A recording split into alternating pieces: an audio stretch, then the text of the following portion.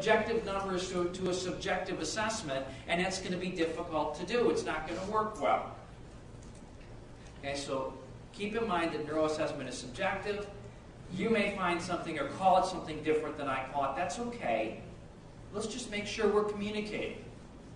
In a study done last year, they asked emergency room physicians to do a Glasgow-Coma scale on trauma patients.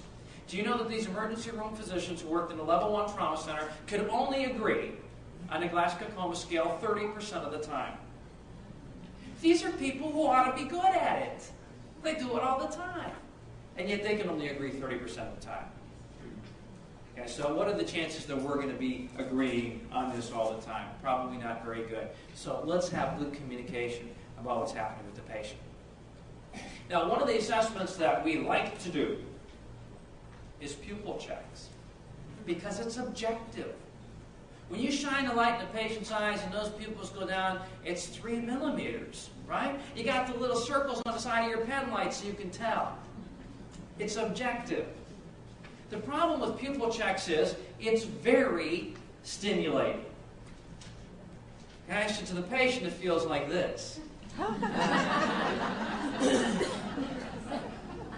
And if you think about this morning when you woke up and somebody turned on the light, whoa, right? Now imagine you've got the worst headache of your life and somebody's shining a pen light in your eyes.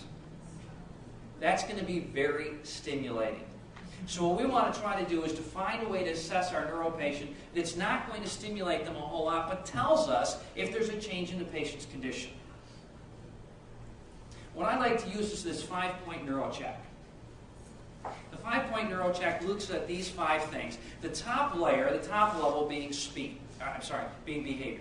The first thing that will change in your patient's neurologic status will be behavior. The very first thing that changes is behavior. Now the problem with changes in behavior is we rationalize it for the patient. Don't we? If you walk into that patient's room and the patient snaps at you, don't you think, well, she doesn't like me? Right? Or maybe you're thinking, well, you know, she didn't get much sleep last night. Maybe she's just kind of tired. Or her husband was just in there with her. If you were married to him, you'd be grumpy too. See, we rationalize that patient's behavior, but behavior is the first thing that changes. And when the patient's behavior changes, we ought to be paying attention to that and thinking, wow, this is a change in neurologic condition. I need to do more of an assessment. So the first thing that's going to change is behavior. Pay attention to behavior. The next thing that's going to change is speech. Now, speech assesses an awful lot. In order to form speech, first your patient has to come up with the idea in the frontal lobes, communicate it to the parietal lobes and the temporal lobes to form it into a word, then communicate it down to the cranial nerves to innervate the nerves of the chest, the shoulders, the neck, the muscle, the tongue, etc., to be able to speak the word. So speech assesses an awful lot. The next level down is content of arousability. I prefer to use this term rather than a term we're familiar with, which is orientation. You know, if I were to ask you, is your patient oriented, you say yes to what 3 things? Person, place, and time, right? Now the patient can usually get the person part right. But how about place and time? How many of you know what today's date is?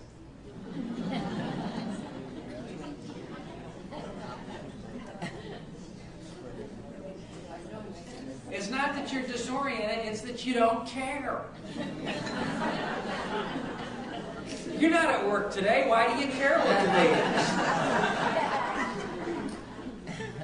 is? Same thing's true with your patients. Your patient's in the hospital, they don't care what the date is.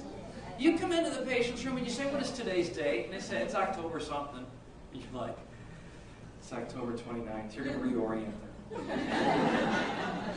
Now, the patient doesn't care, right? So you come back in an hour later and you say, what is today's date? And the patient says, October 20-something.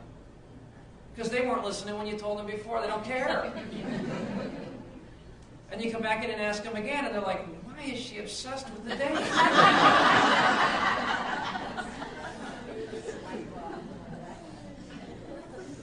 Okay, so it doesn't mean anything to the patient.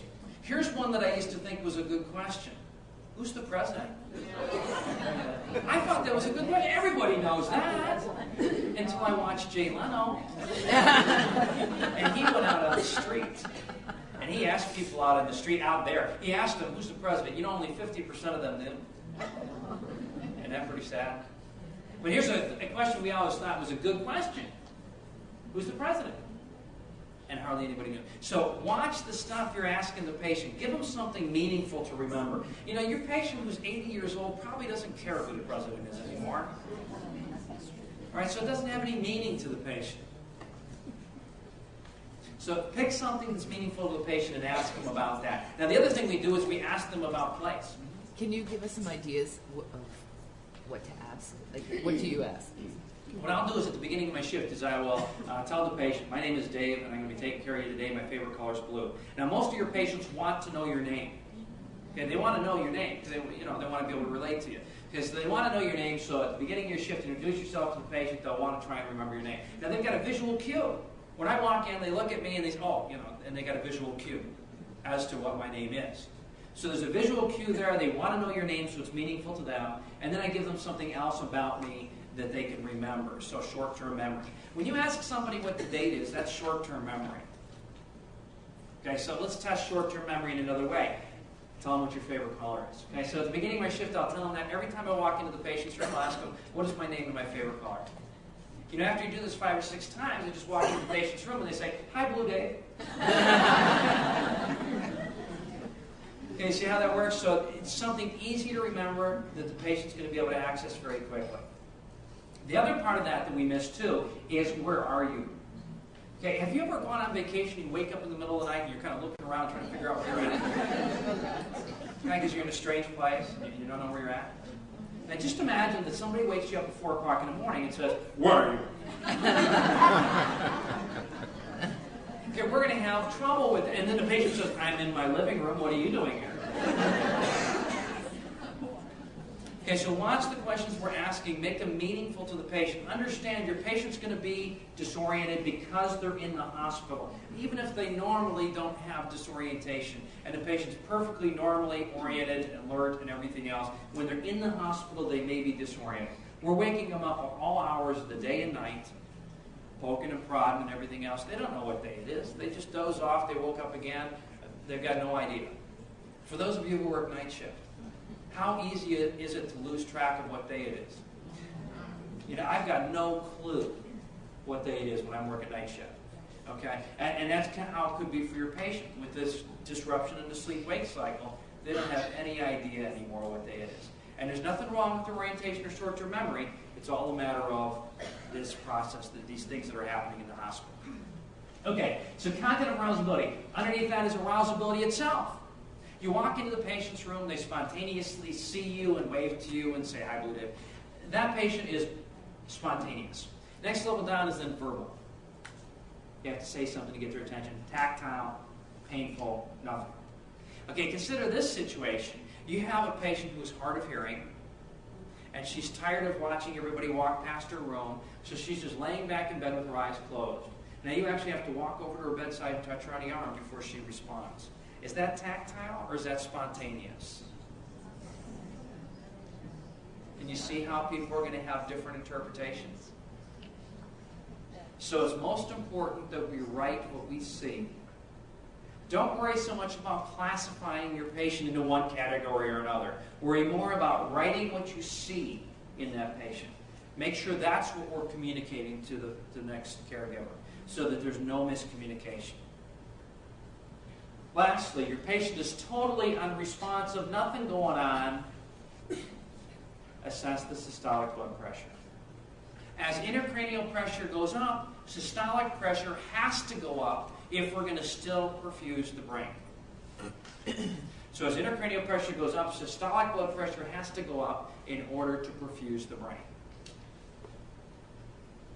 So when your patient is unconscious, your best indicator of intracranial pressure increases is systolic blood pressure.